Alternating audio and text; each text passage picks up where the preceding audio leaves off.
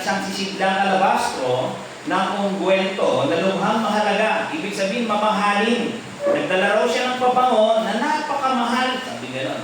Ang ginawa daw niya, ibinuho sa kanyang ulo, samantalang siya ay nakaupo sa pagkain. Sabihin, habang kumakain daw ang Panginoon, pumasok daw yung babae, tapos nandun sa paanan ng Panginoon, pinupunasan daw niya ng kanyang buhok yung paan ng Panginoon, binuhusan daw niya ng langis o ng pabango, pati yung ulo ng Panginoon. Ganun na nangyari dito. Kasi may parallel account ito doon sa Mark chapter 14, verses 3 hanggang 9. Pero sabi dito sa verse 8, datapwat, ang makita ito ng mga alagad ay nangagalit sila.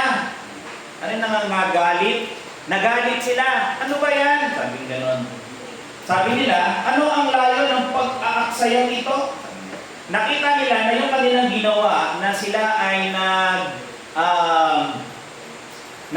yung para sa kanila, yung ginawa ng babae na si Mary, makikita natin mamaya, na kumbaga, yung mamahaling pabango, ibinuho sa paan ng Panginoon, ibinuho sa ulo ng Panginoon, para sa kanila, nakikita nila ito na parang nag-aasaya.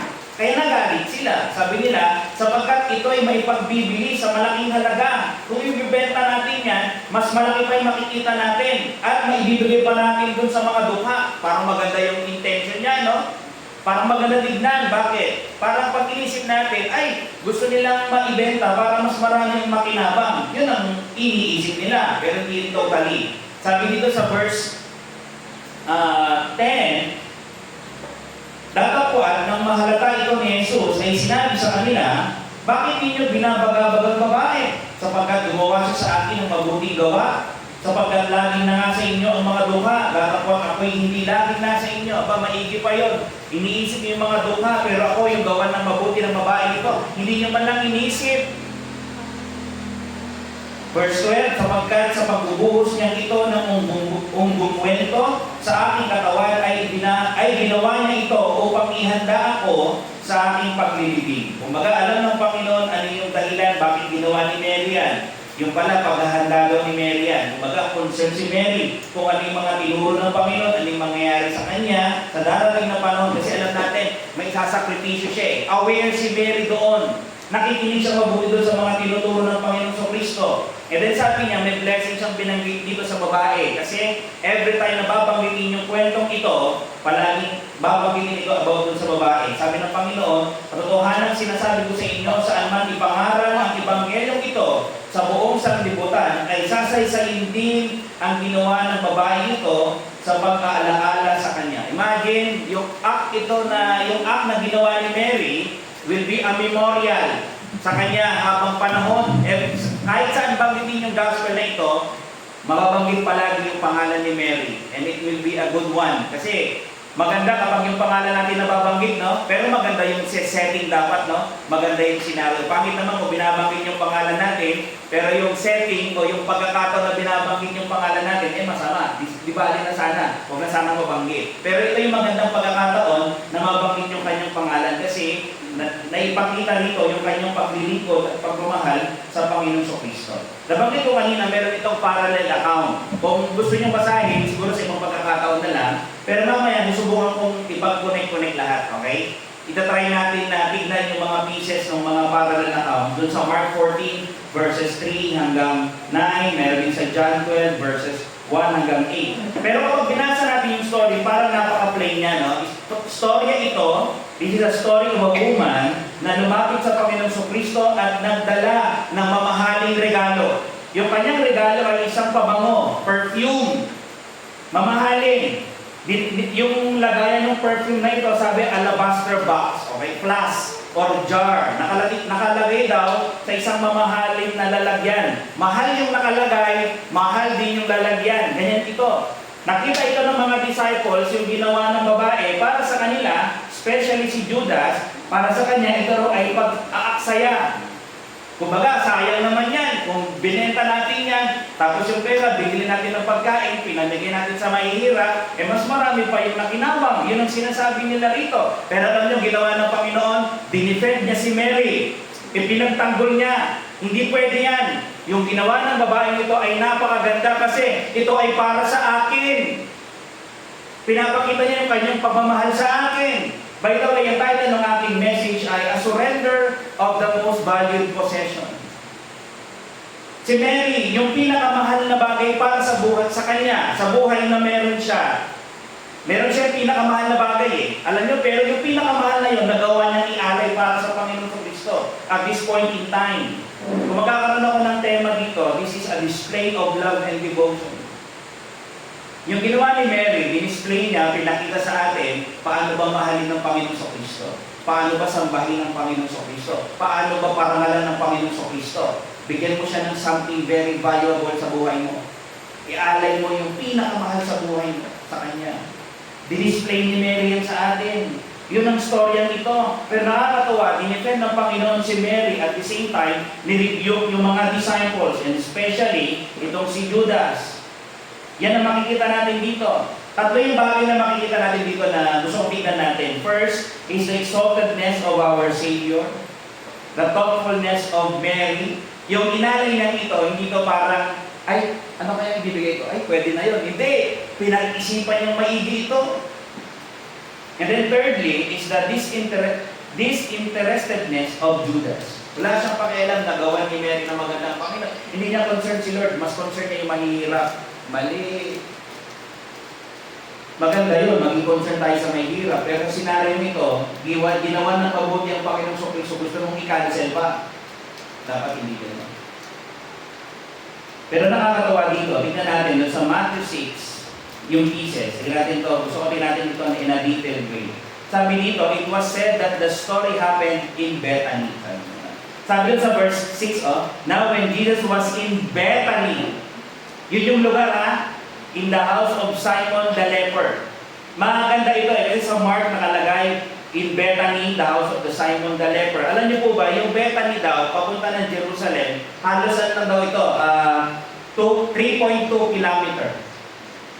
So may idea kayo, gano'ng kalayo yan? Parang sentro ng picnic, papunta ng Kalusa. Ganyan kalapit. Yung Bethany, siguro boundary sila. Boundary papunta doon sa Jerusalem. Somehow ganun. Parang kung nagalawag kayo, may idea kayo, from Capitol, pumunta kayo ng Jollibee Bacara.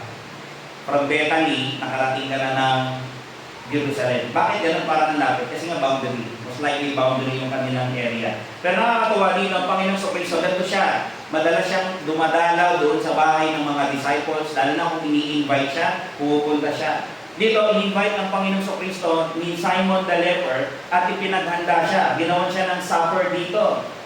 Yun ang makikita natin dito. Alam niyo po ba, higit pa doon, yung lugar daw ng Bethany, yan daw itinatawag na house of dates.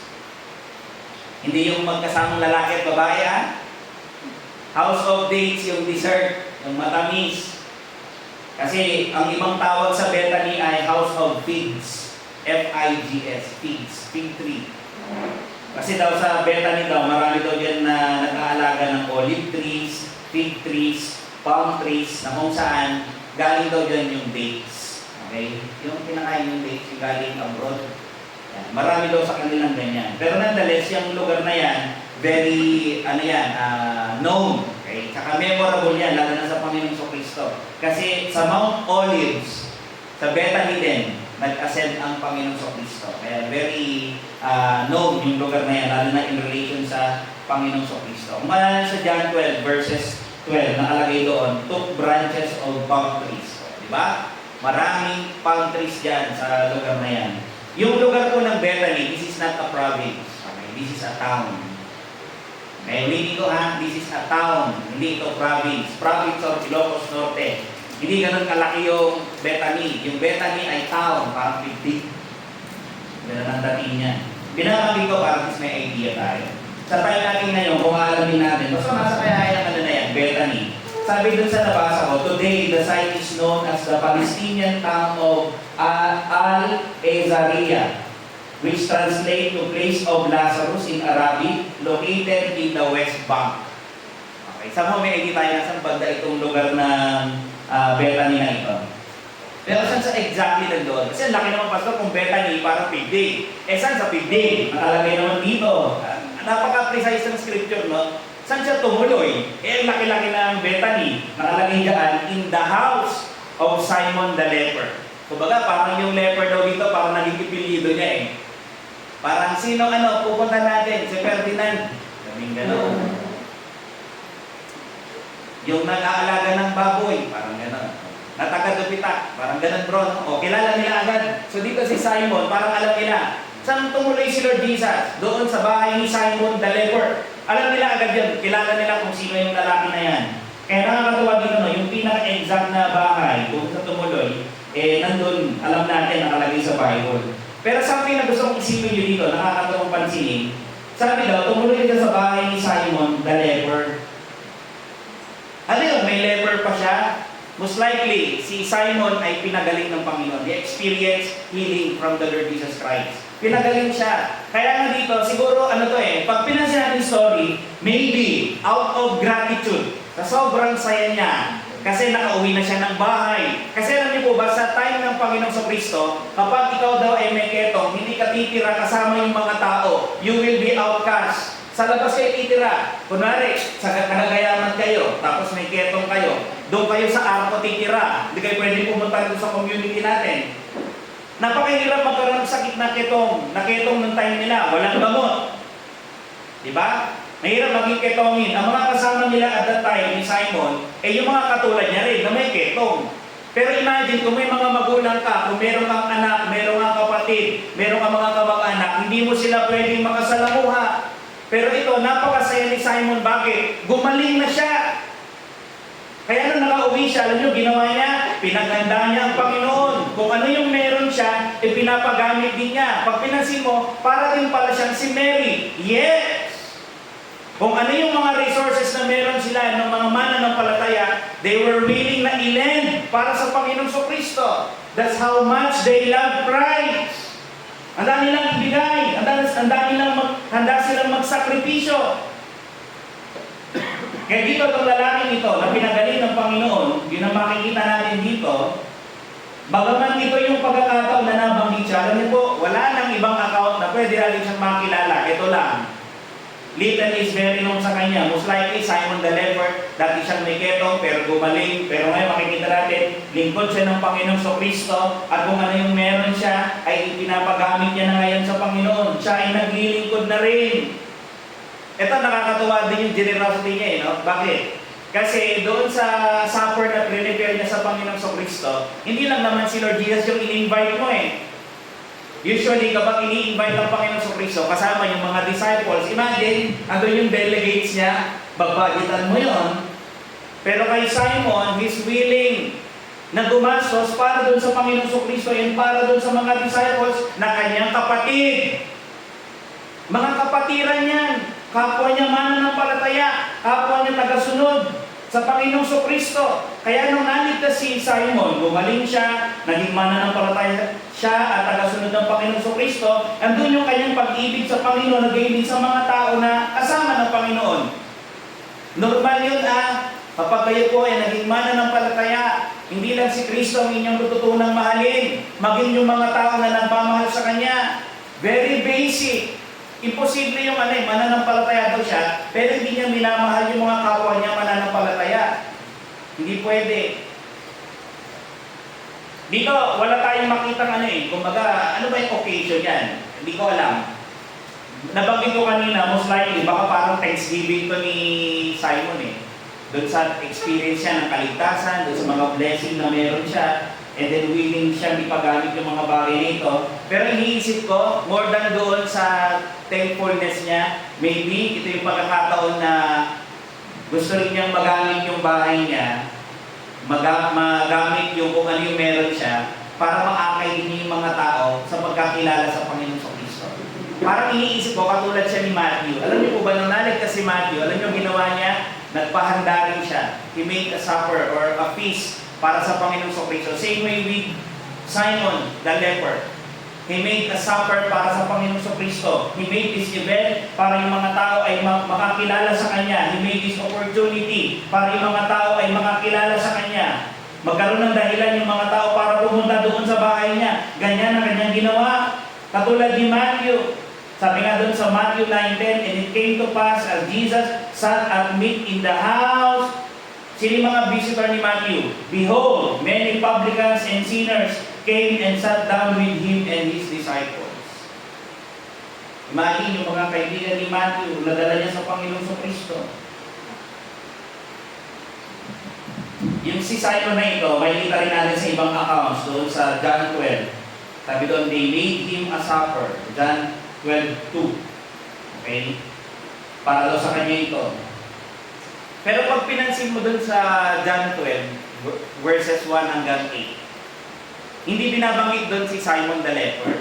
Ang binabanggit doon, sila Lazarus daw, they made him a supper. Pero marami nagsasabi na ito daw ay iisang account daw yan. Pero bakit parang hindi binanggit doon? Iniisip ko, I'm trying to reconcile yung differences na yun. Maybe, yung supper na ito ay joint effort ng magkaibigan. Baka maraming magkaibigan itong si Simon, the leper, tsaka itong si Lazarus, tsaka yung mga magkakapatid. Kasi magkakasama sila sa isang lugar eh. Taga-Bethany rin sila Lazarus, sila Mary and Martha. Taga-Bethany din itong si Simon the leper. Kaya iniisip ko, maybe, this is a joint effort ng dalawa para mapaglingkuran ng Panginoong Kristo. Nandun yung iba't ibang mga guests, si Simon the leper, yung mga relatives niya, most likely, yung mga disciples, tapos si Lazarus, and then yung mga magkakapatid. Yun ang makikita natin dito. Alam niyo, nakakatuwa dito kasi nang nandun ang Panginoon sa hapunan yun, andun yung pagtrato nila na itinataas nila ang Panginoong Kristo. There is the exaltedness of the Lord. Andun itinataas nila, tinatrato nila ng maayos, pinaparangalan nila, sinasamba nila ang Panginoong Kristo. Andun yung value na binibigay nila sa Panginoon. O, pumunta tayo nandun ng Panginoong Kristo. Ilaan natin yung oras din sa Kanya, yung ating lakas, yung ating buhay para sa Kanya. Paglingkuran natin siya. Kung pag pinansin natin ito, sa account doon sa John, sabi si Martha daw ay naglilingkod. Kung yung Matthew, yung account ni Matthew, ni Mark, saka ni John, yan ay iisa. May kita natin, tapos si Mary yung naglagay ng pabango sa paa ng Panginoong Kristo. Kaya ito lahat sila may part. Si Martha, anong ginagawa? Kung saan siya magaling, inaasikaso niya yung mga tao. Maray siya yung cook. Si Lazarus, anong ginagawa? Tsaka si Simon. Baka marami nakikinig din sila sa Panginoong Kristo, nagle-lecture ng Panginoon. And then si Mary, anong ginagawa? Andun sa paanan, binubuhusan ng pabango yung paan ng Panginoon, yung ulo ng Panginoon, tapos winawipe niya ng sarili niyang buhok. Ganun yung pagmamahal niya sa Panginoong Kristo. Silang lahat. Pag pinansin niyo ito, magkakaiba sila ng ginagawa. Pero there is one goal. And that is to worship Christ. And that is to show yung love nila, yung adoration nila, yung respect nila, yung honor nila sa Panginoong Kristo. Tayo ganun. We may fulfill different activities dito, yung iba't ibang mga gawain. Ako, this is my task. To share with you yung Word of God the best I can. With all clarity na kaya ko. Pero yung iba rito, nag-fulfill ng ibang ministry. Si Ma'am, nagpa-piano. Yung iba, nagtuturo sa Sunday school. Or whatever, nag-a-assist kayo sa mga bata. O kaya, hindi man dito sa church related yung ministry nyo. Nasa bahay, nasa work, may tao kayong sinesiran, may pinagpipray kayo doon. That's your ministry. The same goal, yung goal natin. We do it as worship sa ating Panginoon. We want to glorify God. We want to glorify Christ. We want to honor Him. Yun yung dahilan natin. Iisa lang.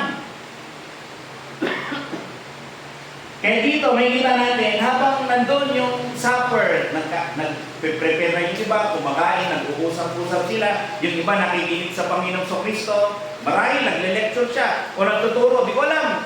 O baka nagtatanong siya, o kumusta yung ganito, ganyan. Sumasagot naman yung iba. Pero si Mary, pumasok na doon sa dining area na yon, o doon sa lugar na yon, tapos nag-stoop down siya, binuhos niya yung pabango sa paa at sa ulo ng Panginoon Kristo. Sabi sa Matthew 26:7, there came unto him a woman sa Mark, and being in Bethany, the house of Simon the leper, he sat at meat. There came a woman. Pero sabi doon sa John 12 verse 3, then took Mary a pound of ointment of spikenard, very costly, and anointed the feet of Jesus. Pag pinansin mo dito sa verse 12, sa John 12 verse 3, Yung feet, yung inanoy. Pag pumunta ka ng Mark, chapter 14, verse, I think 3, ang sabi doon, and she break, Eto, sa Matthew 26:7, there came unto him a woman having an alabaster box of very precious ointment and poured it on his head. Yun ang gusto makita niyo. Sa Matthew, ang account ay sa head. Doon sa John 12:3, ang sabi ay anointed the feet. Ano yan? Discrepancy ba yan? Hindi. Parehas inanoint. Inanoint yung head kasi ganun ang ginagawa usually sa mga kings. Dahil inanoint din yung kanyang feet. Usually, winawash yung feet pag galing sa biyahe. Pero ang pinangwash sa feet niya ay yung luha ni Mary. Katulad ng isang account na meron din anointing. May isang anointing pa na nangyari yung woman naman na sinner. Pero ibang story din yun. Okay? Ang nag-invite naman doon is si Simon the Pharisee. Pero yung dito, si Simon the leper. Pero gusto ko lang makita natin, yung mga discrepancies, hindi siya totally contradicting. Okay? Hindi siya contradiction. It's just pag pinasama-sama natin, makikita natin siya, it becomes a detail sa atin. Ganun nakikita natin. Mas nagiging vivid sa atin kung ano yung nangyari nung gabi na yun na kung saan pinaghanda nila ang Panginoong Kristo ng isang hapunan. I-try natin i-imagine ito. Diba? Nakita niyo paano nila i-exalt ang Panginoong Kristo? They do something para sa Panginoong Kristo. They serve Him. They believe in Him. Pero dito something na gusto ko makita natin is the thoughtfulness of Mary. Yung mga services nila, very unique sa isa't isa eh. Si Mary, unique din. Nakakatuwa din eh. Kasi ang iniisip niya, pinag-isipan niya to, alam niyo kung bakit? Dito parang impulse lang. Kasi mahal yung ointment eh, mahal yung perfume. Iniisip niya, Lord, paano ko ba mapaparamdam sa iyo yung pagtanaw ko na ikaw ay sobrang taas para sa akin. Alam niyo, tinumbasan niya. Yung ano rin yung pinakamahal sa kanya, yun din yung ibinigay niya. Lord, ito rin yung pinakamahal sa akin, yung perfume na ito. Nung time daw nila sa ganung panahon, sa 1st century, usually mga babae daw, nagdadala pa nga daw nila parang quintas na glass. Nilalagay daw nila ng perfume. Okay, nakalagay, yung ginagawa nilang necklace. Siguro, pababago sila. Pero noong unang panahon, ano na to? Commodity. Kumbaga, talagang in demand ito, yung mga pabango din. At napakamahal ng time na ito. Pero ano si Mary, nung naisip niya na itong ibibigay niya, pumunta sa Panginoon, din sa expression ng kanyang faith, love, and worship. Andun yung pananampalataya niya sa Panginoon sa Kristo. Naniniwala siya that Jesus is the Christ, the Son of the living God. Naniniwala ka ba? That Jesus is the Christ, that He is your Savior.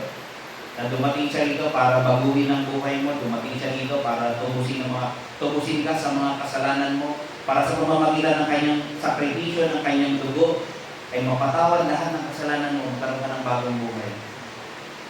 Si Mary, nananampalataya. Si Lazarus, nananampalataya. Si Simon the leper, mananampalataya yun. Si Martha, mananampalataya. Yung mga disciples, mananampalataya. How about you? Ikaw ba ay mananampalataya ngayong umaga? Hindi lang nananampalataya si Mary, minamahal din niya ang Panginoon sa Kristo. Di ba pag mahal natin ang isang tao, we tend to give something. Si Mary, mahal niya ang Panginoon. Binigyan niya ng regalo eh. Si Simon, anong regalo niya? Pinahandaan niya. Di ba pagmamahal yun? Lord, mahal ko kayo. Thankful ako. Kasi yung bigay niyo sa akin, pinagaling niyo ako. Hindi ko makakasama yung pamilya ko kung hindi ako gumaling.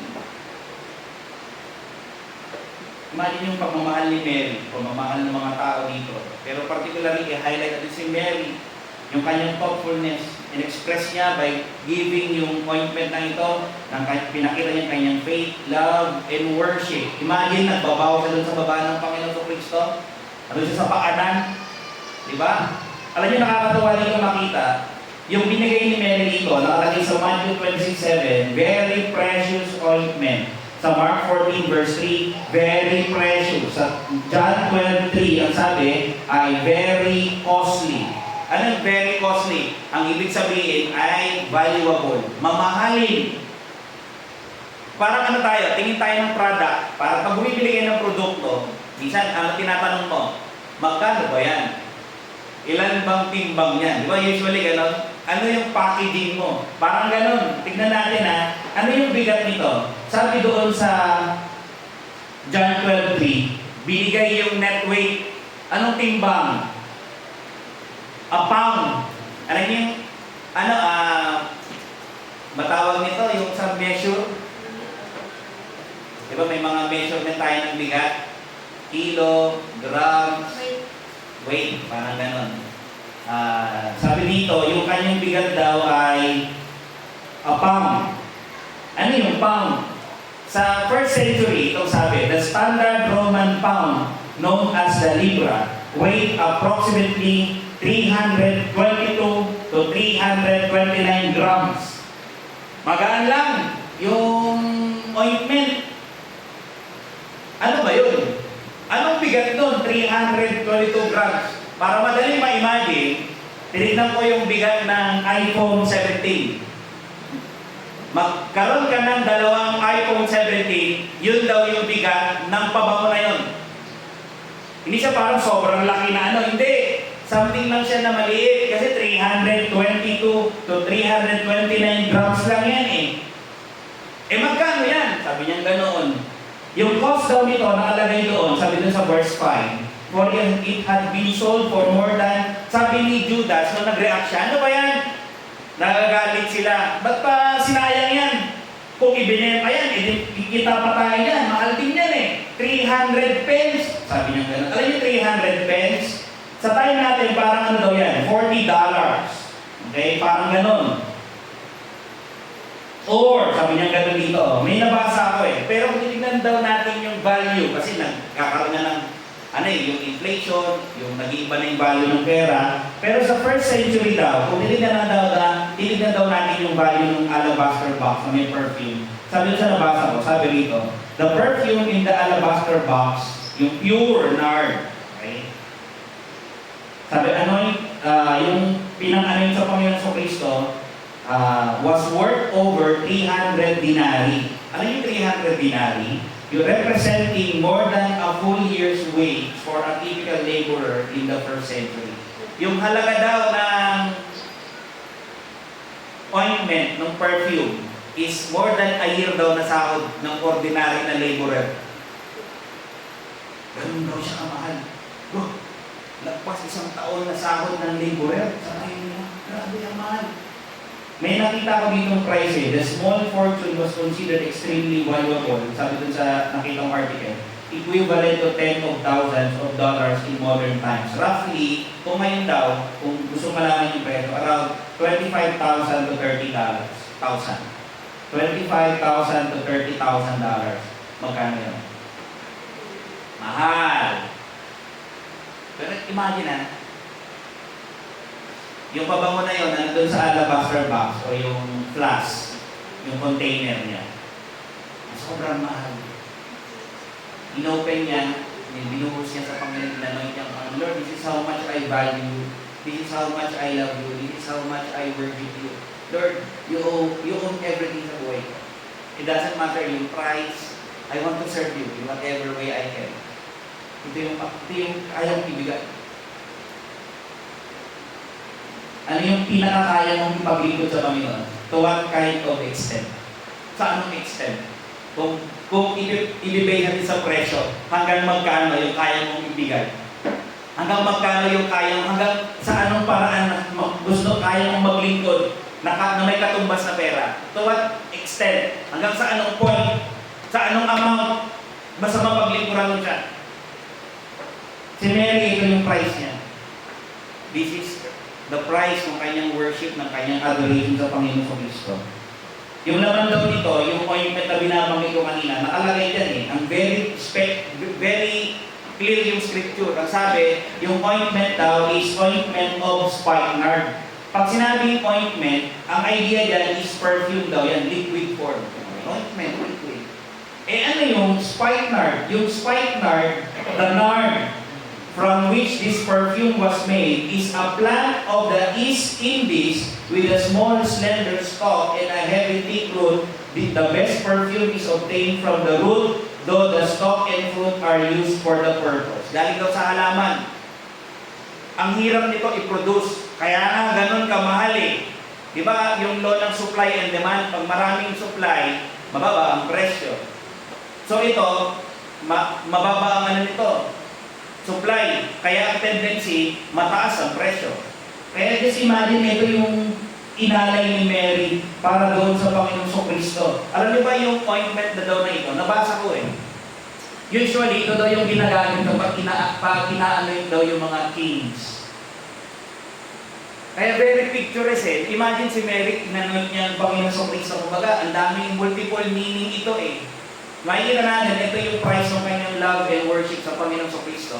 Pero on the other hand, ganito niya kataas nakikita ang Panginoong Kristo. Para sa kanya, He is her king. Siya ang hari ko. Siya ang tagapagligtas ko. Totoo naman eh. Sabi ng Matthew 2:2, saying, where is that is born King of the Jews. Diba? Sabi ng mga wise men, dumating sila ng Jerusalem, tinatanong nila yung mga tao, pati si King Herod, sabi nila, where is he that is born King of the Jews? Hinahanap nila ang Panginoon nung kapapanganak pa lang. Sabi sa Revelation 17:14, these shall make war with the Lamb, and the Lamb shall overcome them, for He is Lord of lords and King of kings. Hindi siya ordinary king. Bakit? He is the King of kings. Kung may rank yung mga king, siya ang pinaka. Ganun siya nakikita ni Mary. Di ko alam ha? Kasi di ko alam kung di ka namamangha dito. Ako namamangha ako dito eh.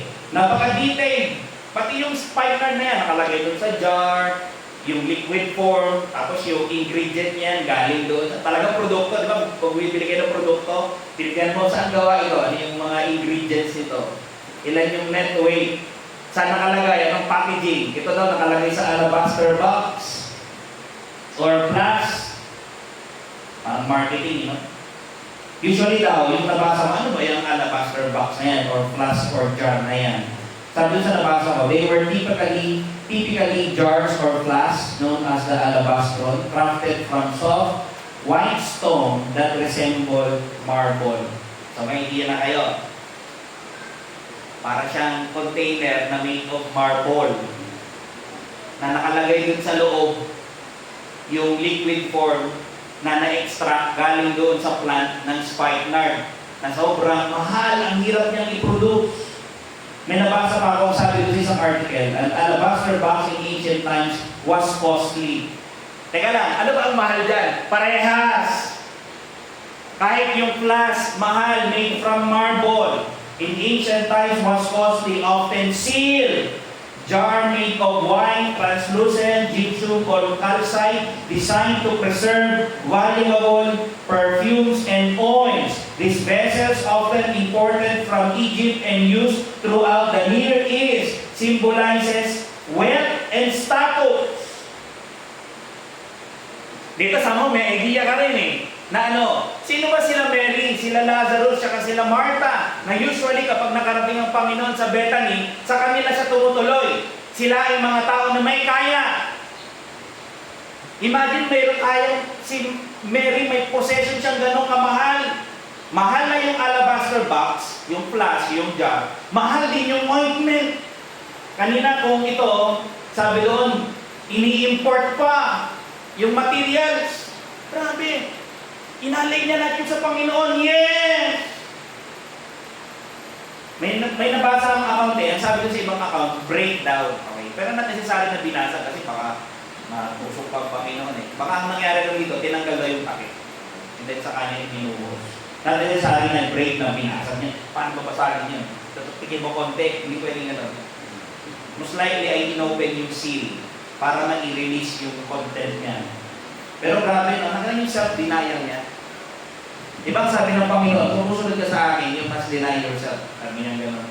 Grabe self-denial to. Lord, mahalaga sa akin ito. Parang hindi ko kaya i-alay ito Lord, pero hindi ganun ang nangyari. Inalay ni Mary, Lord, napakataas ang pagtingin ko sa inyo. This is your word para sa akin. You are worthy. Karapat dapat ka na sa iyo ko ibigay ito. Sa iyo ko i-alay ito. Sabi nga ng Panginoon kanina nabasa natin pero may makikita natin. Kumbaga, ginawa daw yun, sabi ni Lord Jesus para doon sa burial niya. Pero kung dito makikita natin, inaalam din natin, ina-anoint yung mga kings. Imagine, ganun niya pinapakita, ina-express ni Mary yung faith niya, Lord, you are my king. Tapos, this is also in preparation para doon sa burial mo. I believe doon sa mga tinuro mo sa amin. I'm concerned doon sa mga tinuro mo. Ba't ba nagawa ni Mary yan? Si Mary po ay pinatawad sa mga kasalanan niya. Have you been forgiven sa mga kasalanan mo ngayong umaga?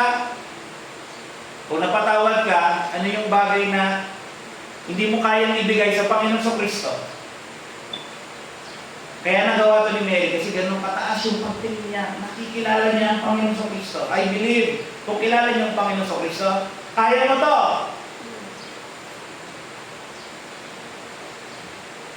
Hindi ko kaya, Pastor. But is this your desire? Gusto mo ba? That's another question.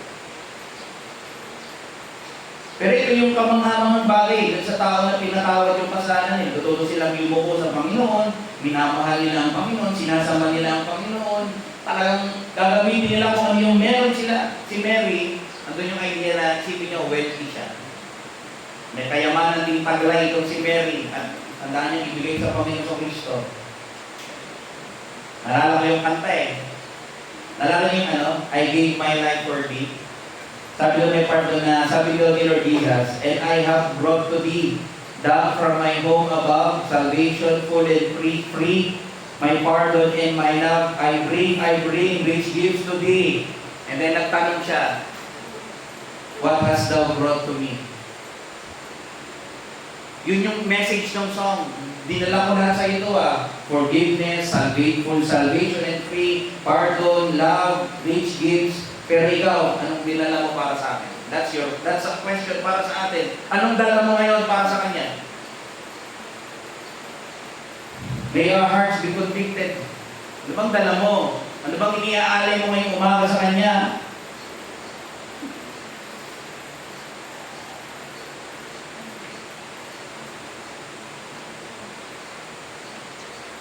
Inanoint ni Mary yung kanyang feet, yung kanyang head, habang siya ay kumakain daw. Habang nandun sa supper. Paano nangyari yun? Baka kasi nai-imagine nyo yung katulad natin sa panahon natin eh.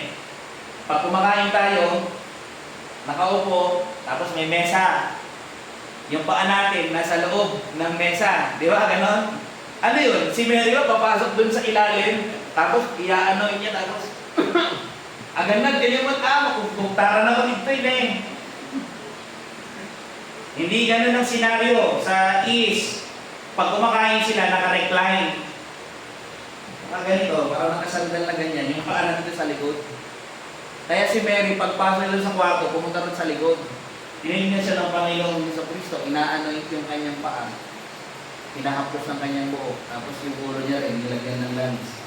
Ang bango-bango ng paligid nun, ng gabing yun. Maalingaso yung amoy, talagang ang bango. Ang bango-bango ng Panginoon sa Kristo. Hindi to pen shop. O bench. O yung pinakamahal na hindi ko, pabango na nasa internet, hindi ko alam. Pero ito ay talagang napakabango. Basta ganun ang ginawa. Naka-recline ng Panginoon, kaya kahit kumakain siya, nakaharap din sa mga tao, inanoint yung kanyang paa. Baka may tanong niya, no? Bakit ginawa ni Mary? Nalaman niya na mayroong handaan na prepare. Pinag-isipan niya. Alam niya, para sa kanya, exalted ang Panginoon at ang pili niya. Pero, nag-iisip siya ng ibibigay niya. Alam pinag-isipan niya. Di ba niya naisip yan? Sabi natin, isipin natin yan. Kung maalala ninyo, doon sa previous account, na kung saan binanggit si Mary, doon sa Luke 10:38, ang sabi kasi doon, now it came to pass as they went, that he entered into a certain village, and a certain woman named Martha received him into her house, and she had a sister called Mary, which also sat at Jesus' feet and heard his word. Ano yung ginagawa ni Mary? Nakaupo daw sa paanan ng Panginoon, tapos taimtim na nakikinig. Lahat ng sinasabi ng Panginoon, nilalagay niya sa heart niya, sa mind niya. Alam niya yung tinuturo ng Panginoon, alam niya kung ano mangyayari, na mamamatay pala ang Panginoon sa Kristo, na malapit na siyang umalis, Marahil yung napupuno sa isip niya, Lord, ihahanda ko na. Yung pag-alis mo, papahiran na kita ng langis. Anong point nito? Gusto kong makita natin yung attentiveness dito ni Mary. Nakikinig siyang mabuti sa mga sinasabi ng Panginoon. Pag tayo nandito, sana ganun din, attentive. Magbabasa ka dyan, iniisip mo yung sinasabi ko, yung sinasabi ng salita ng Diyos. Diba, nakatingin ka lang dito sa akin. Diba? Nakatingin lang pala, pero yung isip, malayo pa lang iniisip. Huwag naman, please. Diba? Si Mary, pinag-iisipan niya paano mapaglilingkod ng Panginoon, lalo na yung kanyang ibibigay. Kasi paano naisip niya yan? Kasi nga, lagi niyang minimeditate yung mga sinasabi ni Lord Jesus. Nilalagay niya sa heart niya. And this is very beautiful, mga kapatid. Nag-act siya upon doon sa kung ano ang alam niya. He took part doon sa coming death ng Panginoon. And how about you, brethren?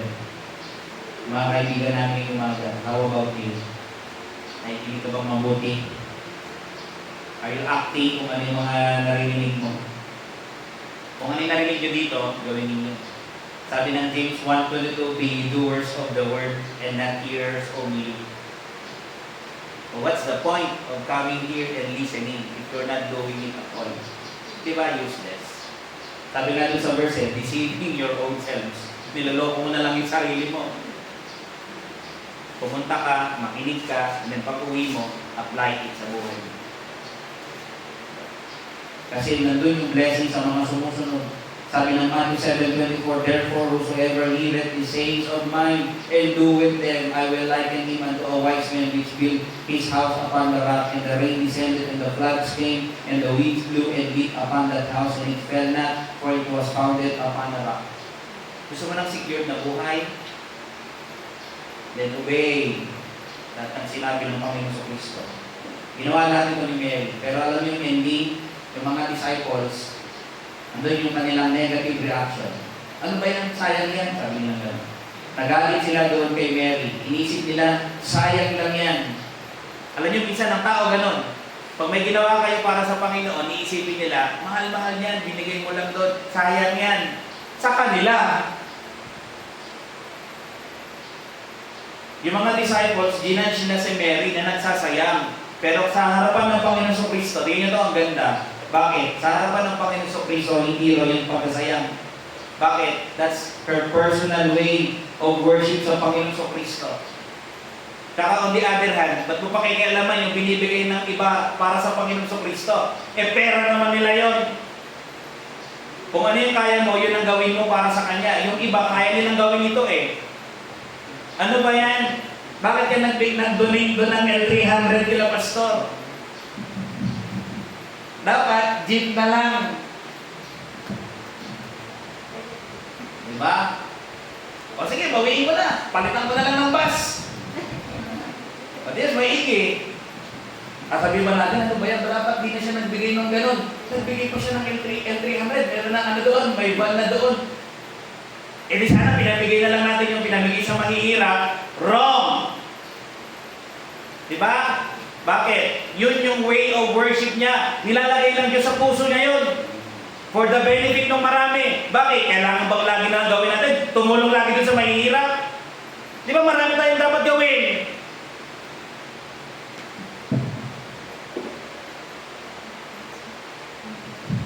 Ito, ministry ito. Sabi yung nakakatawa doon sa Panginoon sa Kristo, ito makikita natin, binabali niya yung ginawa ni Mary. Pinahalagahan ng Panginoon sa Kristo yun. Kahit nandoon yung disinterestedness ni Judas. Para sa kanila, sayang eh. Nakalagay, paano si Judas? Kasi nakalagay sa John 12:4 hanggang 6 eh. Then saith one of his disciples, Judas Iscariot, Simon's son, which should betray him. Siya nagsabi ng ano eh, na why was not this ointment sold for 300 pence and give to the poor? Alam niyo sino nagsabi nun? Si Judas. Teka lang ha. Kala yung mga disciples, particularly si Judas. Wow, concerned pala siya sa mahihirap. Actually, hindi. Alam niyo bakit gusto niya? Sana binenta na lang yan. Yung pabango na yan, tapos yung pera, nilagay dito sa offering, natin, pouch. Bakit? Treasurer siya.